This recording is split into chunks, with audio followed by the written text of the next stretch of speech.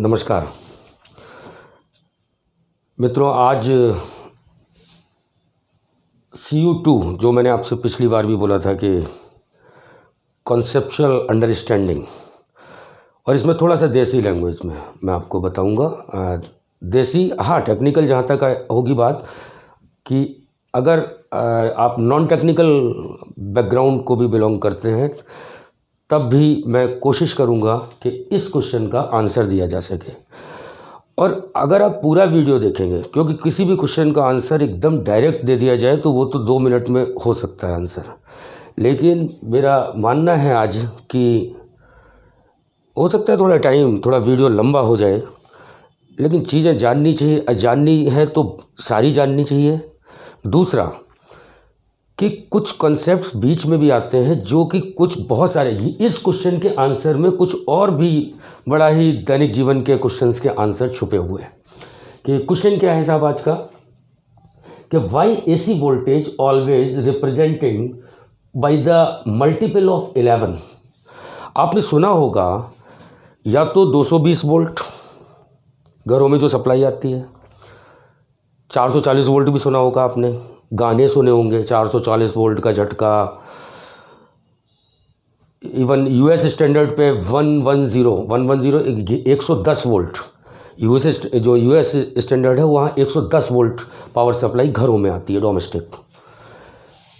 तो क्वेश्चन ये आता है कि ये क्या राउंड फिगर में नहीं हो सकते थे, कि ये 11 के मल्टीपल में ही क्यों होते हैं, कि 100 वोल्ट हो सकता था, 200 वोल्ट हो सकता था, 400 वोल्ट हो सकता था। ज़्यादातर चीज़ें क्या राउंड फिगर में बनाई जाती है, तो इसको ऐसा क्या करने की ज़रूरत हुई कि 220 वोल्ट। तो ये मैं आज समझाऊंगा आपको। तो इसको ये 220 वोल्ट, 440 वोल्ट, 110 वोल्ट, तो ये समझाने के लिए थोड़ी भूमिका बनानी पड़ेगी। इसकी भूमिका ये बनानी पड़ेगी कि अपने घर में, मैं केवल अभी इंडियन स्टैंडर्ड पे बात करता हूँ, US स्टैंडर्ड पे बात होगी तो थोड़ा सा बस चेंज होगा, तो US स्टैंडर्ड की बात हो जाएगी। जो इंडिया में जो सप्लाई आती है, और ये मैं ट्रांसमिशन लाइन की बात नहीं कर रहा हूँ, उधर पावर जनरेशन उधर की नहीं, जो घर तक सप्लाई आ रही है after transformer, after step down transformer, जो आपके घरों में सप्लाई आ रही है, उस सप्लाई की बात करूँ तो वो किस तरह की आती है, तो ये देखते हैं। चलिए, तो इंडिया के अंदर ग्राउंड की बात CU1 में हो गई थी, अर्थिंग की, तो वो आप CU1 देखिए, उसमें भी एक क्वेश्चन का आंसर था। यहाँ पे आप देखिए कि 2 वायर से हमारे होम अप्लाइंसेस चलते हैं, ठीक है, और AC की बात कर रहा हूँ मैं, ऑल्टरनेट। जो वोल्टेज होगा, एक वायर होता है फेज़ वायर, दूसरा होता है न्यूट्रल। तो फेज़ वायर में एक्चुअल में जो वोल्टेज है वो आता है फेज़ वायर में, और न्यूट्रल जो रहता है वो रहता है 0 वोल्ट पे, 0 पोटेंशियल पे।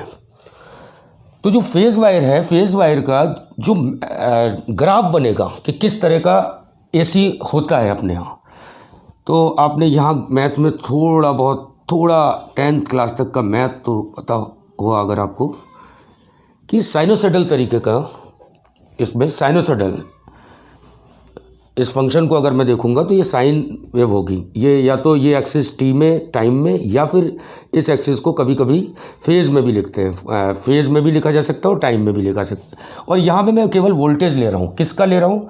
इस फेज़ वायर का। ओके, इस फेज़ वायर का। मैं यहाँ पे क्या करता हूँ आपको कि 0 पाई 2 पाई, अगर फेज़ में बात करता हूँ तो ये मैथमेटिकल इस तरह का वोल्टेज डेवलप होता है, या अपनी सप्लाई में जो घरों पे आता है वो इस तरह का वोल्टेज आता है। ये ऐसा नहीं आता है, ये यही नहीं है, ये ग्राफ है। कई लोगों को ये भ्रम होता है कि ऐसे ऐसे करके AC चलती है, ऐसे नहीं है, ये ग्राफ है। इसको मैं समझाने की कोशिश थोड़ी देर करूँगा आपको। मान लीजिए कि ये वोल्टेज इस टाइप का है, ठीक है, और ये रिपीट होता है, आगे भी रिपीट होता रहेगा। इस वोल्टेज का मतलब हुआ, अगर मैं टाइम की बात करूं, अगर टाइम एक्सिस को मैं T में लिखूंगा तो ये जो होगा, ये होगा ऊपर, मैं नीचे फेज के टर्म में बात कर रहा हूँ, 0 पाई 2 पाई, और ऊपर कर रहा हूँ T, ये टाइम है। और ये टाइम मैंने मान लिया, ये कितना हो जाएगा फिर T/2, ये टाइम, और यहाँ पे टाइम हो जाएगा 0। वोल्टेज की मैक्सिमम वैल्यू मैंने मान ली Vm और मिनिमम वैल्यू मान ली मैंने -Vm। ये दोनों तरफ बराबर जाएगा। अब ये जो वोल्टेज होगा, अब देखिए किस तरह से ये वोल्टेज बढ़ रहा है। अगर ये T/2 है तो यहाँ कितना होगा, इस जगह अगर टाइम मैं मानूँ कि T/2 है तो ये होगा T/4, और इधर होगा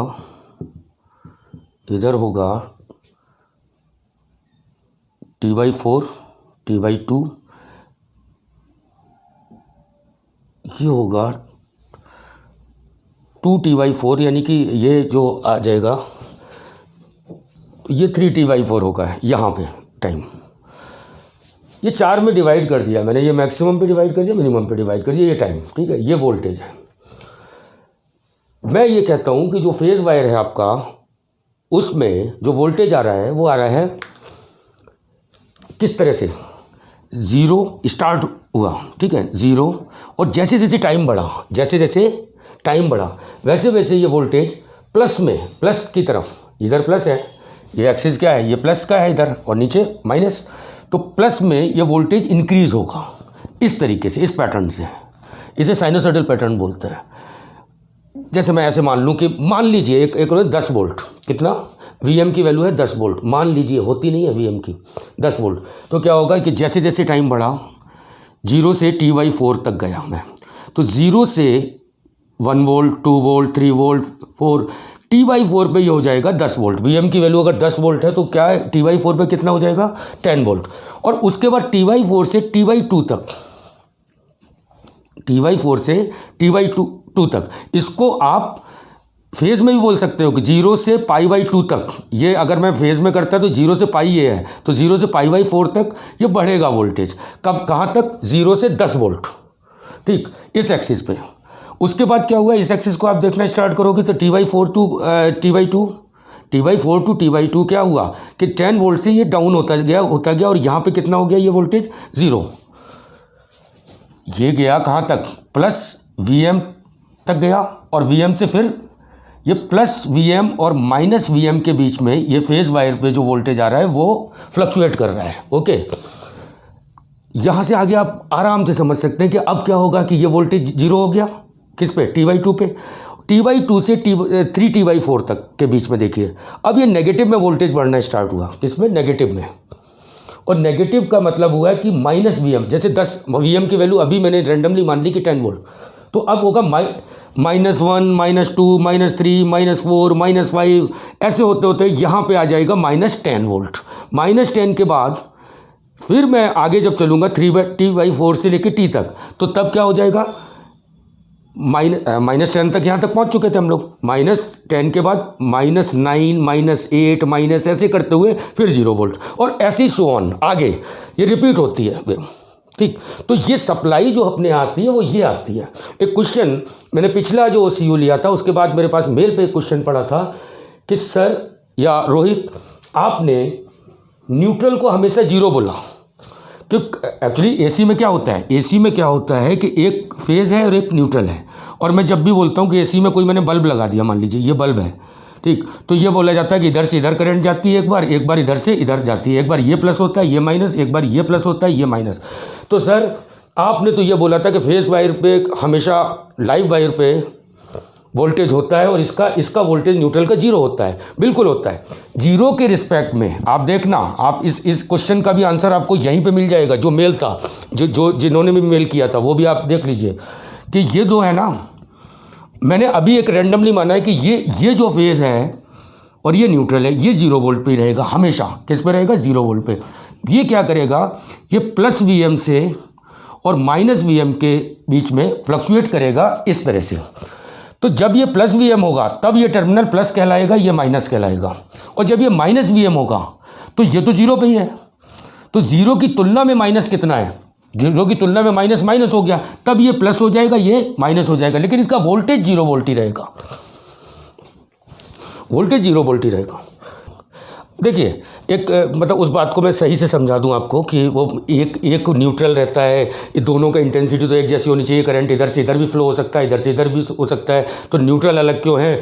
और फेज़ की आप कह रहे हो कि तो उस क्वेश्चन को यहाँ से समझा जा सकता है। ये प्लस माइनस का मतलब, ये प्लस माइनस का मतलब प्लस वोल्ट माइनस वोल्ट नहीं होते हैं, ये एक दूसरे के रिलेटिव होते हैं। लाइक मैं ये कोई रेजिस्टेंस है आपके पास, ठीक है, यहाँ अच्छा आपको इतना तो पता होगा, ये पता होना ही चाहिए, high voltage to low voltage current flow होता है। ओके, मैं अगर यहाँ का वोल्टेज मानता हूँ +5 वोल्ट, ठीक, और यहाँ का वोल्टेज मानता हूँ +10 वोल्ट, दोनों ही प्लस वोल्ट हैं, ये भी प्लस वोल्ट है, ये भी प्लस वोल्ट है, लेकिन इसकी तुलना में जब मैं इसे प्लस माइनस नोटिफिकेशन से बनाऊंगा तो इसकी तुलना में ये बड़ा वोल्टेज है, high voltage to low voltage, तो करंट इसमें यहाँ फ्लो होगी इस तरह से इस समय। तब बनाया कैसे जाएगा, यहाँ अगर मैंने वोल्टेज नहीं लिख रखे तो बनाया ऐसे जाएगा, ये टर्मिनल प्लस हो गया, ये माइनस हो गया, इसकी तुलना में ये प्लस हो गया, जबकि दोनों वोल्टेज क्या है, प्लस, ठीक है। जैसे अब एक और देखा जा सकता है कि साहब माइनस वोल्ट, दोनों क्या माइनस वोल्ट हो सकते हैं, बिल्कुल हो सकते हैं। कि कैसे, मैंने कहा ये -10 वोल्ट और ये रहा -20 वोल्ट, बताइए कौन सा बड़ा है, -10 या -20? -10 बड़ा है ना, तो इसका मतलब ये प्लस हो गया टर्मिनल, ये माइनस हो गया, करंट इधर से इधर फ्लो होगी। तो ये माइनस और प्लस का मतलब उनके मैग्नीट्यूड माइनस प्लस से मतलब नहीं है, एक दूसरे के रिलेशन में, एक दूसरे के रिलेटिव होते हैं ये प्लस और माइनस। ओके, तो अपने यहाँ जो सप्लाई है वो इस तरह की होती है कि न्यूट्रल वायर, जो न्यूट्रल वायर है, और एक फेज है लाइव वायर। लाइव वायर क्या करेगा, ये +Vm से लेके -Vm के बीच में फ्लक्चुएट करेगा, और ये हमेशा किस में रहेगा, 0 वोल्ट पे। तो जब ये +Vm होगा, जब मैक्सिमम वैल्यू पे होगा, तो करंट इधर से इधर फ्लो हो रही होगी। कोई भी वैल्यू 0 से जब ज़्यादा होगी, 0 से ज़्यादा कब है, 0 से लेके T/2 तक, 0 से लेके टाइम 0 से लेके T/2 तक क्या है, ये ज़्यादा है। ओके, तो करंट इधर से इधर फ्लो होगी, और करंट का मैग्नीट्यूड भी इसी तरह से बढ़ेगा, ओम्स लॉ से। V = IR होता है एक्चुअली, तो R का केवल एक मल्टीप्लिकेशन और हो जाएगा, तो I जिस तरीके जो पैटर्न V का होगा वही करंट का होगा अगर आप सर्किट को शॉर्ट सर्किट करोगे। अभी मैं केवल फिलहाल वोल्टेज की बात कर रहा हूँ। उसके बाद आपने क्या किया कि साहब माइनस वोल्ट, जब आप माइनस में आए तो ये क्या हो जाएगा कि ये एक टाइम ज़रूर आएगा कि जब ये 0 वोल्ट हो जाएगा, क्या, फेस कब हो जाएगा 0 वोल्ट, T/2 पे ये 0 हो जाएगा। इस समय कोई करंट फ्लो नहीं हो रही होगी और डायरेक्शन चेंज कर रही होगी इस टाइम पे, इस इंस्टेंट पे डायरेक्शन चेंज कर रही होगी। क्यों, क्योंकि अब ये -Vm की तरफ बढ़ेगा। मान लीजिए Vm की वैल्यू 10 थी, तो एक बार कभी ना कभी ये -1 वोल्ट होगा, फिर -2 वोल्ट होगा, -3 हो, -10 तक जाएगा। तो जैसे ये माइनस हुआ तो ये टर्मिनल जो 0 वाला था, ये इधर फ्लो होने लगेगा। तो ये एक क्वेश्चन का और आंसर मिला मुझे कि ये दोनों जो फेज़ और न्यूट्रल दोनों क्या है, फेज़ और न्यूट्रल में केवल फेज़ वायर होता है कि जिसमें वोल्टेज अप या डाउन होता है। कैसा, साइनोसॉइडल तरीके से, इस तरीके से जो घर में सप्लाई आती है, ठीक। न्यूट्रल 0 वोल्ट पे ही रहेगा। तो जब हम स्टार्टिंग में, जब 12th में या 10th में जब पढ़ते हैं तो ऐसा लगता है कि एक बार ये टर्मिनल प्लस, एक बार ये माइनस, ये प्लस, ये माइनस, ठीक है, ये प्लस होगा, ये माइनस होगा, फिर ये प्लस होगा, ये माइनस होगा, लेकिन ये वाला जो है न्यूट्रल वाला, ये 0 पे ही रहेगा। यही बस प्लस होगा या माइनस होगा, प्लस होगा माइनस। जब ये प्लस होगा तो ये प्लस और ये माइनस, और जब ये माइनस होगा तो ये प्लस और ये माइनस माना जाएगा, करंट ऐसा फ्लो होने लगेगा, ठीक। अब आते हैं आगे। तो भाई जो साइनोसॉइडल वेव है जो हमारे यहाँ आती है, लेकिन अभी थोड़ी देर के लिए हम थोड़ा वोल्टेज से हट जाते हैं, एक साइन वेव के बारे में थोड़ा तो मैथमेटिकल बात कर लेते हैं कि अगर कंटिन्यूस कोई साइन वेव है, ये आगे तक बढ़ी हुई है, ठीक है, तो इसमें साहब क्या है कि जो साइन वेव है तो इसका जो फेज़ में अगर मैं 0 पाई के बीच में बात करूँ तो 0 ये पाई ये 2 पाई, 0 से 2 पाई के बीच में ये रिपीट हो रहा है सिग्नल। जिस तरह का ये सिग्नल है वैसे ही ये सिग्नल है, जैसा ये है वैसे ही ये रिपीटेशन में है ये वेव, ठीक है। तो मुझे केवल अगर मैं तो इतनी बात तो मैं करूँगा ही नहीं, आगे आप सोच लो कि ये वेव आगे बढ़ी हुई है, ठीक है। और ये मैं वोल्टेज की बात ना करके अभी केवल बात कर रहा हूँ आपसे कि एक साइन वेव के अंदर साइन वेव की एवरेज वैल्यू कितनी होती है, ठीक है। क्या बोला कि साइन वेव की एवरेज वैल्यू कितनी होती है।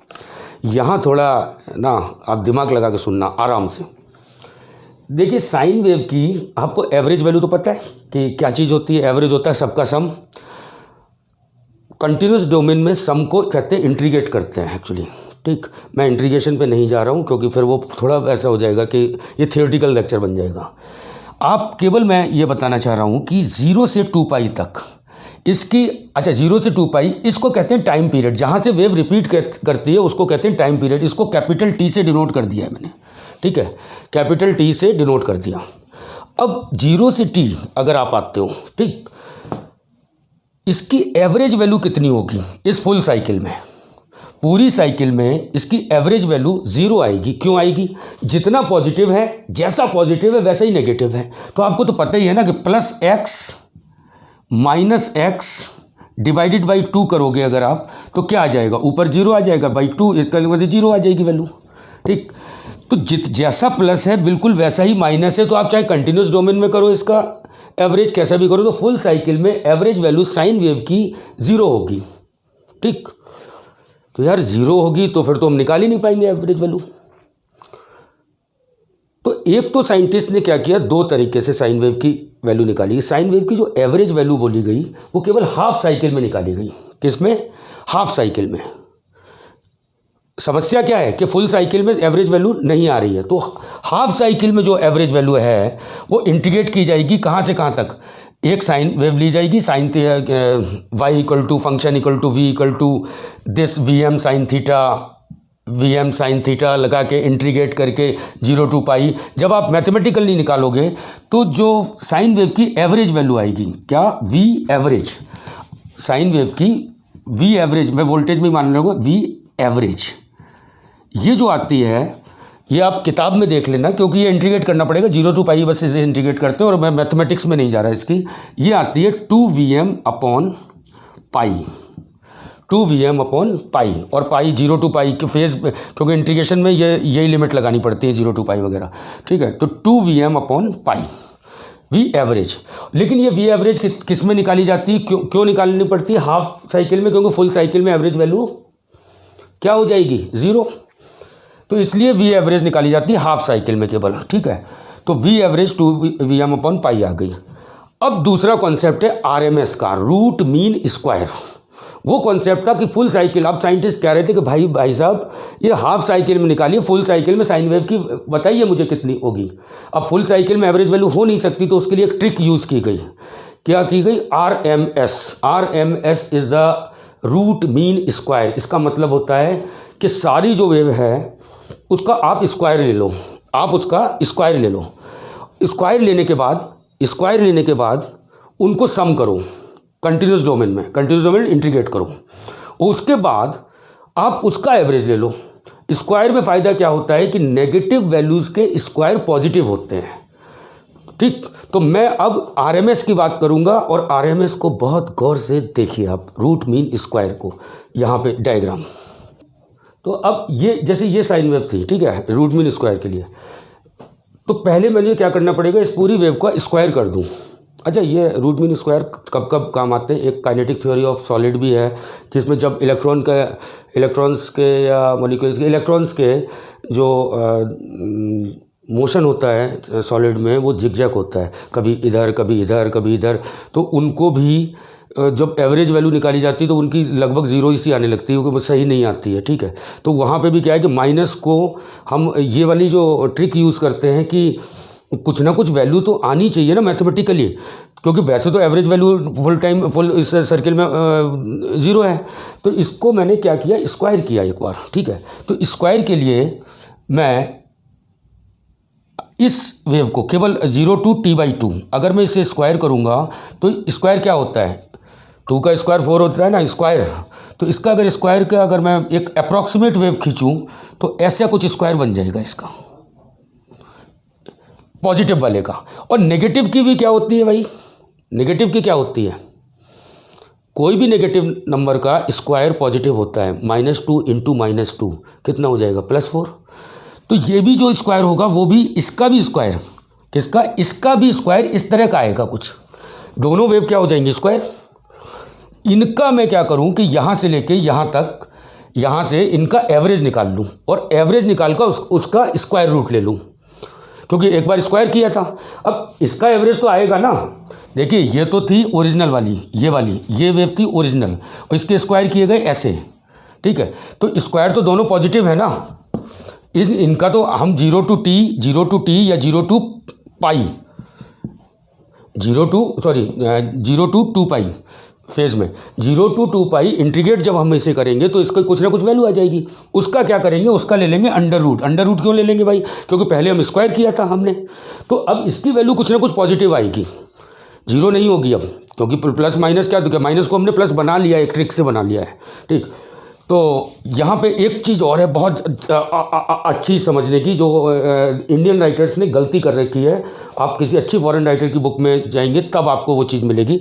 आइए, तो यहाँ ये बड़ा इम्पोर्टेंट चीज़ है, ये फॉरेन राइटर और इंडियन राइटर्स पे अंतर पता चला। यहाँ पे आप कोई अच्छी किताब देखेंगे तो कुछ और डायग्राम आएगा। देखिए साहब, एक ये डायग्राम आप देखोगे कि ये मान लीजिए v के लिए बना हुआ है और ये बना हुआ है v स्क्वायर के लिए, क्योंकि RMS बना है तो स्क्वायर करने थे। ऐसा अगर डायग्राम बना हुआ है तो ये भी अप्रॉक्सीमेट सही है, और लेकिन ये डायग्राम बहुत सारी बुक्स में आपको मिलेगा, ओके।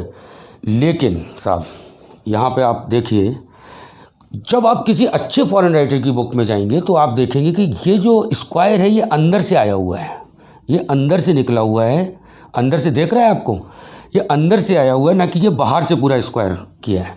स्क्वायर होता तो बड़ा ही है, लेकिन ये अंदर से क्यों निकला हुआ है ये आपको समझ में आना, क्योंकि ये इसको बाल की खाल निकालना बोलते हैं वैसे, लेकिन ये DRDO वगैरह में जब भी इंटरव्यूज़ होते हैं तो यही बाल की खाल वाले ही क्वेश्चन पूछे जाते हैं आपसे यहाँ। अच्छा, इसमें क्या है कि मैं नॉन टेक्निकल बना रहा हूँ, लेकिन अगर कोई टेक्निकल स्टूडेंट है उसके लिए ये क्वेश्चन बहुत इंपॉर्टेंट है। ये जगह, ये बिल्कुल अलग चीज़ है। 1 से छोटा, देखिए अगर मैं वोल्टेज में, ये ग्राफ है ठीक है, किसमें है, वोल्टेज में, तो कहीं ना कहीं 1 वोल्ट होगा, 2 वोल्ट, 3 वोल्ट, 4, 5, इसमें स्केलिंग करूँगा, 4 वोल्ट, ये 5 वोल्ट, और यहाँ ये T का एक्सिस है। तो ये तो ओरिजिनल वोल्टेज था, इसका जब स्क्वायर खींचोगे तो जो 1 है, 1 से छोटी संख्याओं का जो स्क्वायर होता है, 1 से छोटी संख्याओं का जो स्क्वायर होता है वो अपनी वैल्यू से भी छोटा आता है। एग्जाम्पल देख लो, 0.8 क्या है, 1 से छोटा है, इसका स्क्वायर क्या होगा, इसका स्क्वायर क्या होगा 0.64, यानी कि 8 से भी ये कितना हो गया, छोटा हो गया। 0.9 1 से छोटा है, उसका स्क्वायर क्या होगा 0.81। तो स्क्वायर अगर छोटा होगा तो क्या ये सही है कि 1, ये अगर 1 वैल्यू है तो इसका स्क्वायर क्या ये होना चाहिए इस जगह पे, क्योंकि 1 से छोटी संख्याओं के लिए, तो यह 1 वोल्ट से नीचे के लिए ये तो 0 था। 0 और 1 के बीच की जो वैल्यूज़ हैं उनका जो स्क्वायर होगा वो उससे छोटा होगा। तो ये कर्व अंदर से जाता है इन पॉइंट्स के बीच में, ये जो स्क्वायर का टर्म होता है, ठीक है।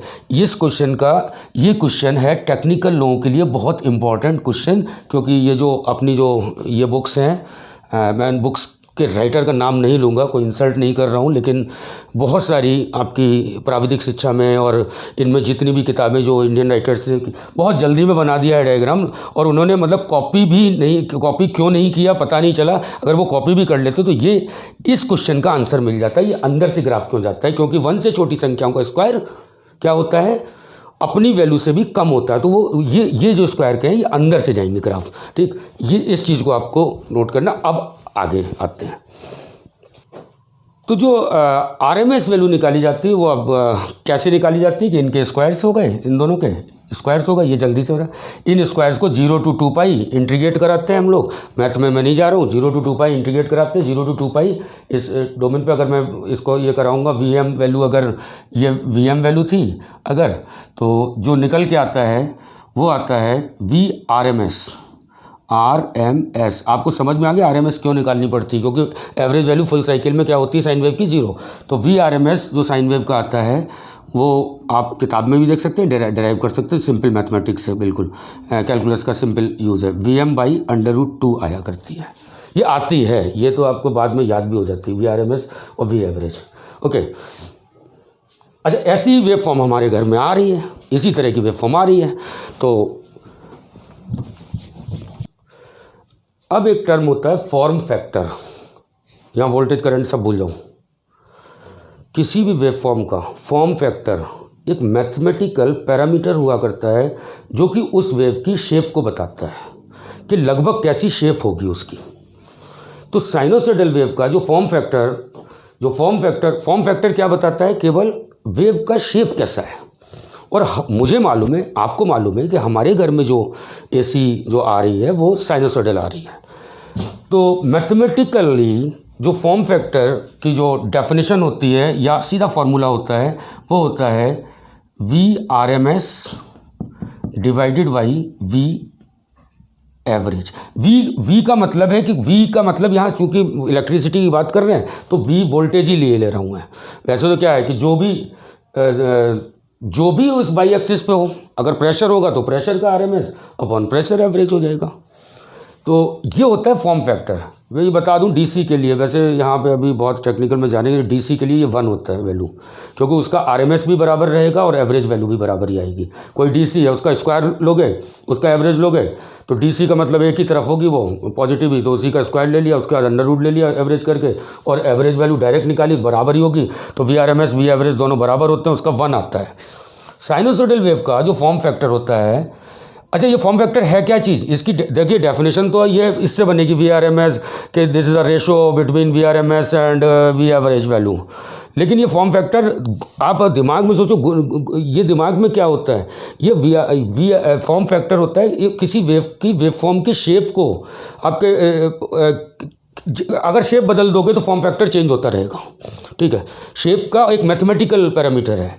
तो फॉर्म फैक्टर जो आएगा किसका? साइनोसॉइडल वेव का। तो साइनोसॉइडल वेव का V एवरेज ये लिखा हुआ है, VRMS upon V average form factor हो गया। तो V एवरेज की वैल्यू 2Vm अपॉन पाई और VRMS की वैल्यू Vm अपॉन √2। इन वैल्यूज़ को अगर आप यहाँ रखोगे तो VRMS है Vm बाई √2 डिवाइडेड बाई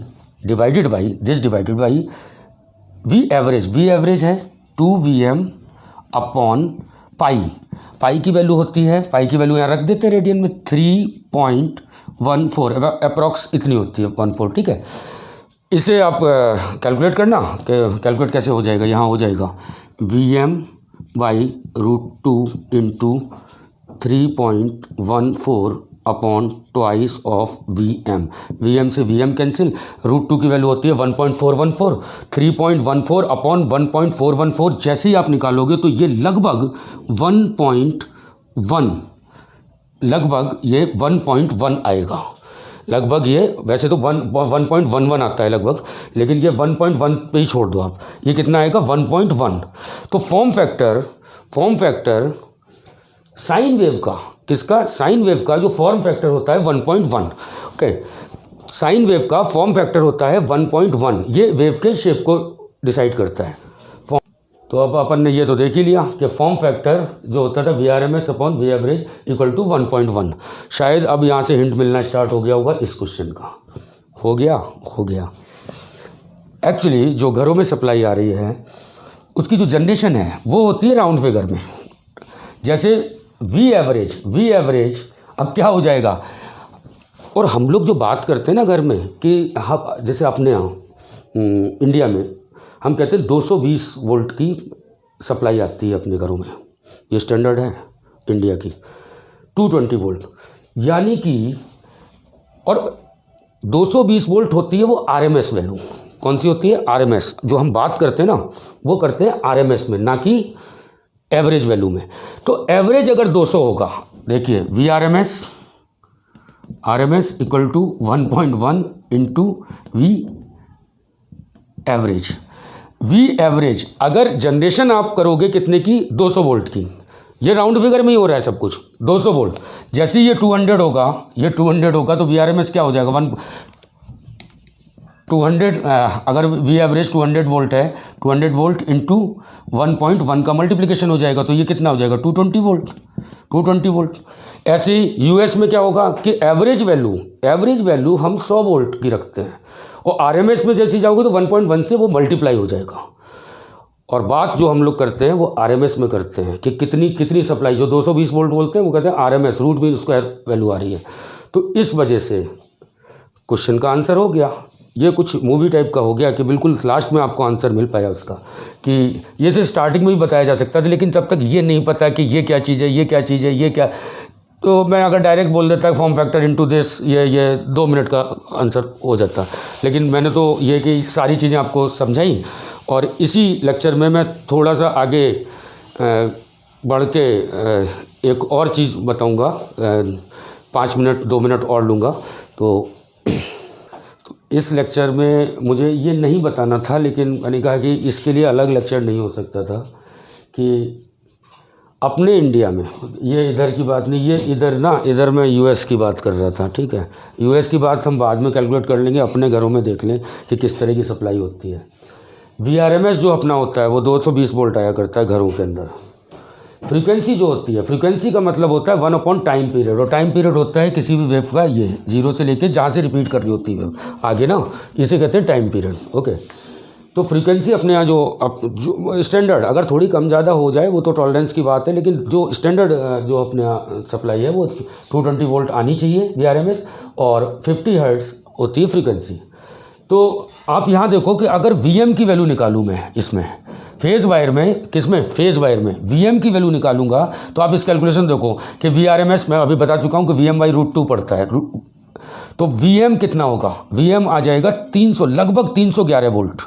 तो ये कितना हो जाएगा, 311 वोल्ट। इसका जो मैक्सिमम वैल्यू है वो प्लस 311, और मिनिमम वैल्यू कितनी आएगी, वीएम माइनस 311, प्लस 311 माइनस 311। आप देखिए हमारे जो फेज़ वायर के अंदर, हमारे इंडिया में फेज़ वायर के अंदर जो फ्लक्चुएशंस हैं वो कहाँ से कहाँ तक हैं, प्लस 311 से माइनस 311, यानी कि पीक टू पीक, इस पीक से इस पीक के बीच में कितना हो गया, 622, कितना हो गया, 622, 622 वोल्ट का मार्जिन है। किस हमारा जो ऑसिलेशंस हो रहे हैं 50 हर्ट्ज़ पे, किस पे, 50 हर्ट्ज़ पे जो ऑसिलेशन हो रहे हैं, किस में, फेज़ वायर में, वो हो रहे हैं किसके बीच में, प्लस 311 से माइनस 311, यानी कि 622 के स्पान के अंदर फ्लक्चुएट कर रही है एसी। तो कहते हैं करंट बहुत तेज़ लगा, ये 220 वोल्ट नहीं है, इसका मैक्सिमम वैल्यू देखिए आप कितनी पड़ी जाके 311, मिनिमम कितनी, माइनस 311। तो एक्चुअली स्पान तो आपको 622 वोल्ट का मिला जाके, ठीक। अच्छा, फ्रीक्वेंसी अपने यहाँ जो आती है वो 50 हर्ट्ज़ है, ठीक है, 50 हर्ट्ज़ का मतलब फ्रीक्वेंसी होती है time period, this time period T=1/f या f=1/t होता है, फ्रीक्वेंसी टाइम का इन्वर्स होती है। तो अगर T निकालोगे तो 1/50, ये 0.02 सेकंड आ जाएगा, यानी कि 2 मिली सेकेंड। ये जो टाइम पीरियड है जो अपने इंडिया के अंदर, ये जो एक्सेस है इस पर यहाँ तक ये होगा कितना, 2 मिली सेकेंड। 2 मिली सेकेंड के अंदर 50 हर्ट्ज़ का मतलब हुआ एक चक्कर जो है ना 50 बार, 50 साइकिल्स होती हैं एक सेकंड के अंदर, 50 बार ये फ्लक्चुएट करती है। ये मतलब हुआ देसी लैंग्वेज में। लेकिन इसका टाइम पीरियड कि पहली साइन वेव का टाइम पीरियड है 2 मिली सेकंड के अंदर एक बार, 2 मिली सेकंड के अंदर एक बार 311 और एक बार माइनस 311, और इस पैटर्न पे साइनोसॉइडल तरीके से, ठीक। यूएस की बात करें तो केवल आपको ये दोनों चीज़ें बता दी जाएं तो आप समझ जाओगे। यूएस में का जो स्टैंडर्ड है वो 110 वोल्ट पे सप्लाई है उनकी, और 60 हर्ट्ज़ उनकी फ्रीक्वेंसी है।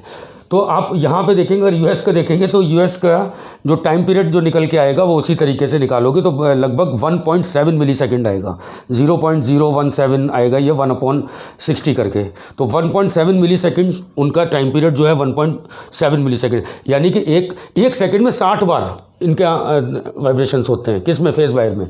और 110 वोल्ट का मतलब है ये 155.54 लिखा हुआ है, ठीक है, 155.54 मतलब आप समझ लो ना 155.5 155.5 वीएम और माइनस वीएम, तो आप ये देख लो इसका दुगना कर दो, इसका दुगना करके आप निकाल सकते हो किसके बीच में इनके यहाँ फ्लक्चुएशंस हुआ करते हैं। आप केवल फ्रीक्वेंसी बढ़ा के, उन लोगों ने फ्रीक्वेंसी बढ़ा के ये घटा लिया है, और अपना स्टैंडर्ड ये है। तो अभी तो हम लोगों को अपने स्टैंडर्ड से मतलब है, अगर अपना आ गया तो वो भी आ जाएगा। ये केवल इसलिए बता दिया कि ये जनरल नहीं है, मतलब जनरल हर कंट्रीज़ में ये नहीं होता है, लेकिन अपनी इंडिया में यही फॉलो होते हैं 50 हर्ट्ज़ और ये, ठीक है। तो आज का उम्मीद है कि उस वाले क्वेश्चन के आंसर के चक्कर में बहुत सारे क्वेश्चन के आंसर भी मिल गए होंगे। आपको पता है यहाँ पर क्या हुआ है, 3 चीज़ें हैं। इसमें 3 इंपॉर्टेंट चीज़ें पता चली कि एक तो इंडिया में सप्लाई कैसी है और मैक्सिमम वैल्यू कितनी होती है, मिनिमम वैल्यू कितनी होती है, ये पता चला। आरएमएस क्या चीज़ होती है ये पता चल गया। और क्वेश्चन इसका तो आंसर मिल ही गया कि 1.1 फॉर्म फैक्टर्स वाला। और तीसरा हमें ये पता चला एक वो ना बड़ा इंपॉर्टेंट है, वो पावर वाला जो कर्व था, पावर वाला नहीं सॉरी, पावर वाला भी कर्व वैसे ही बनेगा क्योंकि वी के स्क्वायर के टर्म का। किसी भी ग्राफ में अगर कोई साइनसोइडल ग्राफ है उसके स्क्वायर का बनाओगे तो थोड़ा सा अंदर से लेके कर ग्राफ बनाओगे, वो जो मैंने बताया था। तो इस लेक्चर को पूरा सुनने के लिए धन्यवाद, नमस्कार।